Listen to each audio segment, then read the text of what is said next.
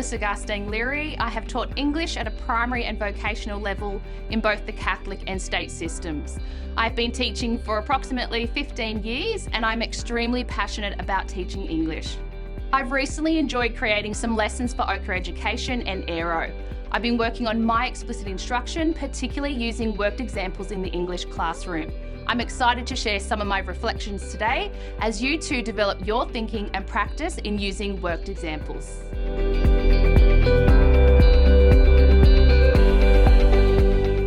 We have a complex job in English. We need to help our students master skills in reading and writing across a large range of genres and text types. This can sometimes seem like a daunting job. Using worked examples is a critical part of teaching. What seems obvious to us is often not obvious to our students. They don't always know what success looks like. Whilst providing a model to students can be helpful, they need more than this, particularly when it comes to the composing process. After years of experience, I know that students need me to show them how an example is created and the decisions I made as I work through to the finished product. Using worked examples allows me to show in a really clear and concise way what is involved in any given task, what its components are, but also it gives me the opportunity to demonstrate the steps along the way, narrating and explaining my thinking. Worked examples are particularly important for students who are uncertain or lack the necessary mental models to complete a task to a high standard. As an English teacher, what I'm often asking students to do is complex. We know writing, for example, is a complex craft with many moving parts. Worked examples help to demystify the process for students, making explicit what is not always obvious to them.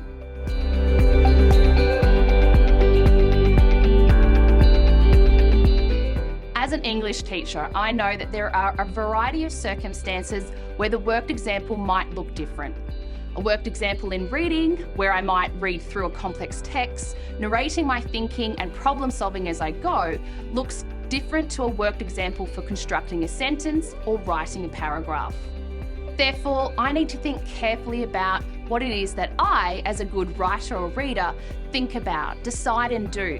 In a recent lesson on how to write a biography, I knew that students would need a fully worked example, showing them exactly how to use the information contained in their plan, their topic sentence, dot points for supporting details and a concluding sentence, and how to transfer this into a functioning paragraph. In particular, how to compose supporting sentences based on brief dot points without simply copying word for word from their plan and losing the richness and depth of their research. To start with, I made sure the worked example was developed in my lesson plan. Planning the worked example ahead of time is useful because you can be sure that it's a good example and you can also share it with colleagues. In the English classroom, some common worked examples we might develop could include using simplified language to transpose complex poetry under the line of the original text. This allows students to analyse and engage with the text without the additional load of figuring out complex vocabulary. Using a word investigation map to detail the word parts, structure and origin of vocabulary to teach students the meaning of words, the connection between words and spelling conventions and generalisations.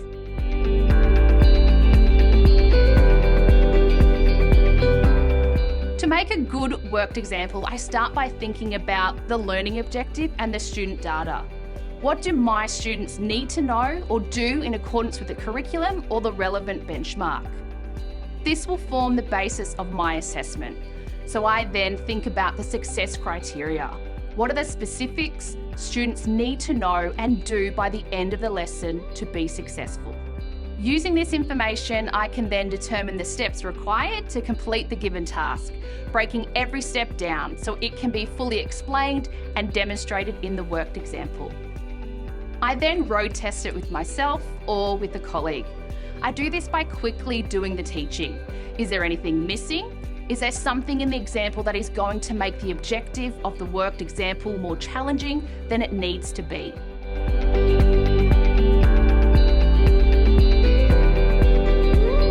I want to avoid trying to do everything at once.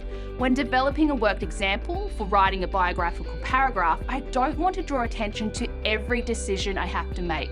This is far too much. Instead, I think about the objectives of the lesson. What is it that I think will be the most common stumbling block for my students?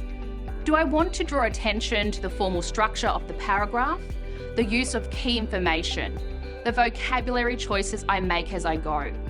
All of these are worthy choices, but I cannot expect students to make note of all of these ideas in a single example.